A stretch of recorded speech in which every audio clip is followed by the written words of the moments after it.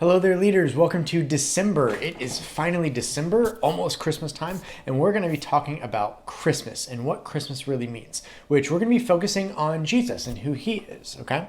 And so this whole month, we're going to be talking about Christmas, celebrating Jesus, God's greatest gift. And today's bottom line specifically is going to be we can have hope because God keeps his promises. So we're going to go through a lot of different promise-related items and activities for the kids to understand that God keeps his promises no matter what.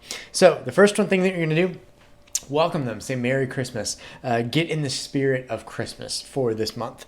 Then you're going to go ahead and do the offerings, and if they have an offering, put them in the offering envelopes, show them where the container is, which is just outside of 207, if you don't remember. And they go ahead and pass out index cards and pencils to each kid. Now you're going to pass around a stocking, either a paper bag with a stocking thing on it and different objects inside, or a real stocking itself. And there's going to be different kinds of objects inside, okay? And they're all going to be Christmassy related, like little bells. Give each kid 30 seconds to feel the stocking, feel the paper bag. If they're using just the paper bag, then kind of feel the outside.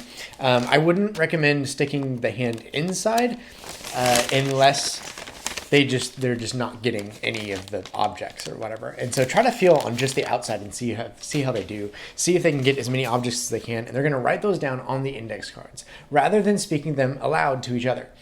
So have them write down as many as they think are in there on their index card. Then at the end, they can all share and explore together what all the actual objects were. Whoever gets the most points wins the round for it. Then you're going to start a story, and they're going to help you make up the story and tell it. And so you can start any sort of story, and this is where your creative mind, you're going to have to tap into that. And so for instance, it has a couple of examples that you can use too. But for instance, like Keisha's mom promised that she would get Keisha a doll that she wanted this Christmas, but she unexpectedly lost her job. Now you want to throw a little twist in there when you do your part. And so you'll start it off and you can just say even just that part. And then the kid that's going to go first is going to make up a happier ending to the story. Okay, so finding that hope, that's what we're clinging on to, is finding the hope of whatever is in that story. And so, for instance, in this one, it can be, okay, she lost her job, but she found a temporary one while she looks for a new job so that she can continue to get some money coming in so that she can feed the family, okay? So something like that. Then this next activity, what you're going to do it's a Bible story review, okay? So, and it talks about the promises of the Israelites and how God has kept his promises over the years. And so you're going to ask a series of questions, some review questions. Now, they are going to have a activity bag or an action bag, and it's going to be cute. It'll have like a little bow and stuff like that. I kind of had to use this one, so I didn't make it that fancy. But then you're going to have these cards inside. Now, they're not allowed to look at the cards while they're like in the bag, but they can pull out one of the cards and then look at it. And all of these cards have different actions. Everyone in the group has to do the action if they get the question correct. So you'll go one by one and have them all sit in a circle or whatever. You'll go one by one and ask them a specific question. If they get it right, boom, they get to do the whole group gets to do whatever the action card is. So do 7 push-ups or give 3 kids an elbow bump or something like that. And so, but that's only if they get it right. If they answer incorrect, then the kid has to do the action alone, okay? So none of these are like super embarrassing or anything. Don't worry, they're not going to freak out about it. But that's just a fun little game that they can play to get interacted with the story. Then, of course, you have some discussion questions as usual. So go ahead and jump into those, especially with those older kids. Then what you're going to do is have some small craft sticks, okay? Craft sticks. And you're going to gather all the kids around you, show them the craft sticks, and then you're going to place 2 of those sticks apart. Half a foot, like 6 inches or something like that. And you are going to promise them that you can jump over the 2 sticks, okay?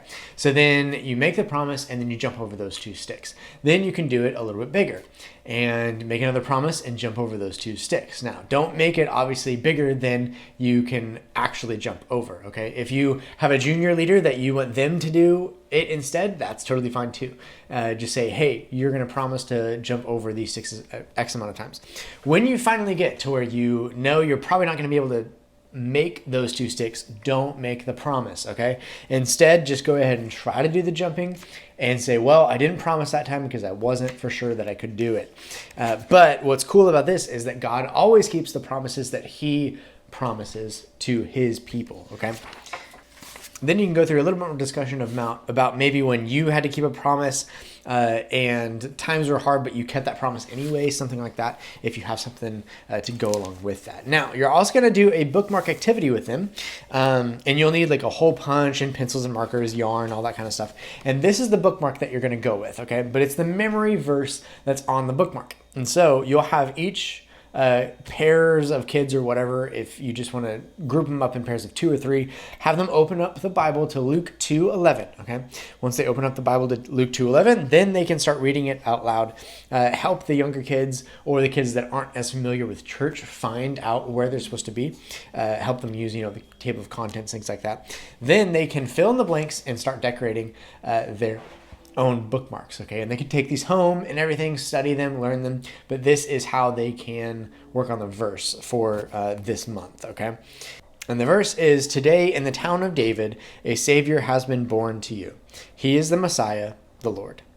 And again, that's Luke 2:11, okay? Now, you'll need those craft sticks from the jumping activity earlier, okay?